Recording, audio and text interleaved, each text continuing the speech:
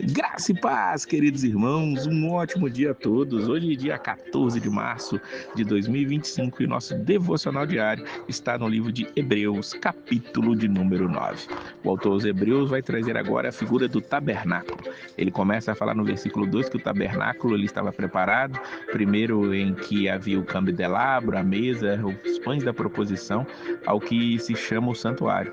Depois do segundo véu estava o tabernáculo que se chama o Santo dos Santos, que tinha um incensário de ouro, a arca da aliança coberta de ouro, toda em redor estava um vaso de ouro, que continha o maná, a vara de Arão que tinha florescido e as tábuas da aliança. E sobre a arca os querubins da glória, que faziam sombra no propiciatório, dos quais coisas não falaremos agora particularmente. O autor aos Hebreus ele traz aqui a figura do tabernáculo, aquele templo móvel que estava se movendo ali enquanto o povo estava no deserto.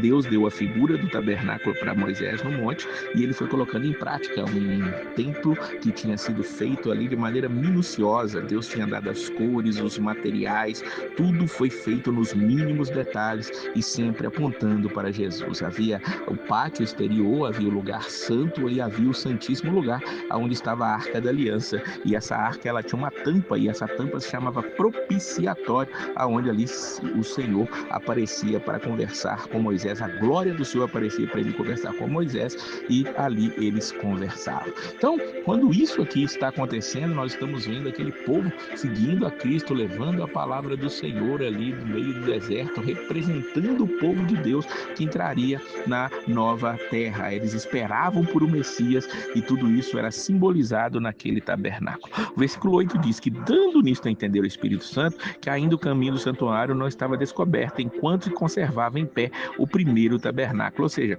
o caminho para o Santo dos Santos somente o sumo sacerdote podia fazer, e isso uma vez por ano, principalmente depois que o tabernáculo passou e um templo foi estabelecido.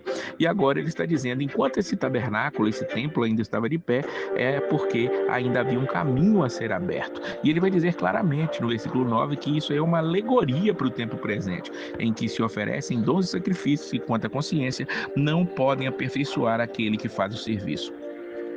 Todos os anos as pessoas tinham que trazer ali sacrifício para serem oferecidos, ou no tabernáculo, ou no templo, e aquilo tinha que ser feito constantemente.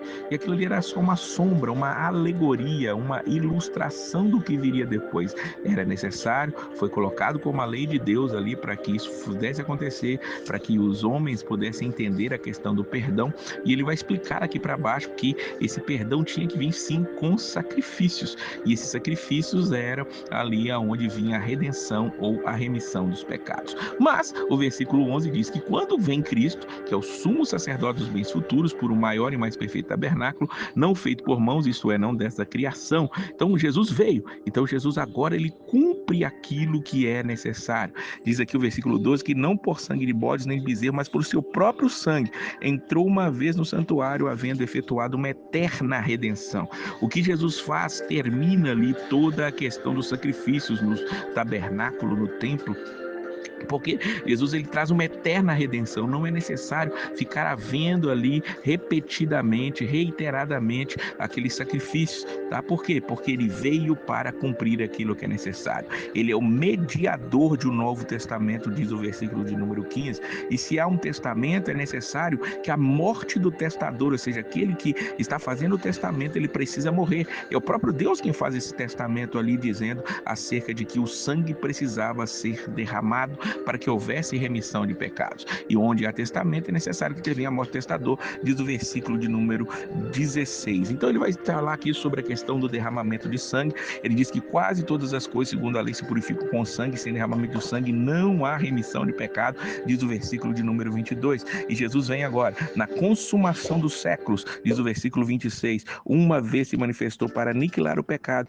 pelo sacrifício de si mesmo. Que coisa especial e maravilhosa esse autor está dizendo para nós.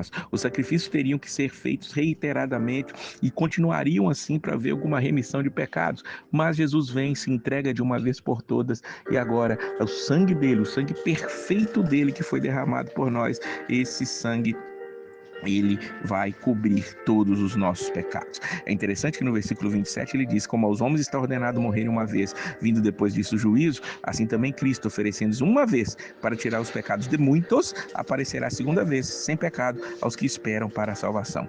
Veja que nós compete nós morrermos uma vez, depois vem o juízo. Quando nós morremos, depois vem o juízo. Ou seja, se nós morrermos hoje, eu e você morrermos hoje antes da volta de Cristo, as almas dos que são salvos em Cristo vão para o céu, vão para o seio de Abraão. As almas dos que estão sem Cristo vão para o lugar de tormento, vão para o inferno e estarão sendo atormentadas ali ou viverão em paz como aqueles que são salvos em Cristo Jesus. Mas no dia da ressurreição, quando Cristo voltar nesse último dia, ele vem, arrebata aqueles que estão vivos, encontra com ele nos ares, ele vem para estipular o juízo final naquele momento. Então, hoje é o dia do arrependimento. Ele está dizendo que Cristo veio para tirar os pecados de muitos, de uma vez por todas. Veja bem que ele está dizendo que é o de muitos, não de todos. Infelizmente, nem todos serão salvos, como nós sabemos, mas aqueles por quem Cristo morreu, os escolhidos dele, pode ter certeza que necessariamente esses serão salvos. Mas ele aparecerá a segunda vez, a volta de Cristo, aos que esperam para a salvação. Que nós tenhamos essa expectativa sempre vívida em nosso coração da volta de Jesus Cristo, da redenção final. Aqui nós sabemos que já somos regenerados, mas ainda estamos numa luta completa contra o pecado. Mas quando Cristo vier, essa luta também terminará. Hoje, a morte de Cristo nos garante que somos livres da culpa do pecado pela justificação, e ele vai nos ajudando na santificação, ao qual nós estamos vencendo o poder do pecado, e isso nós precisamos fazer todos os dias. Entendamos que a vinda de Cristo no final vai acabar com isso tudo, e nós vamos viver no estado eterno agora, sem o pecado nos avassalando, nos seduzindo e tentando nos fazer sair da presença do Pai. Que nós possamos glorificar a Deus, a Jesus Cristo, por ser o nosso sumo sacerdote, ter se entregado de uma vez por todas, e possamos viver em paz para a glória do nosso Deus. Deus abençoe a sua vida, um excelente fim de semana e a paz do Senhor.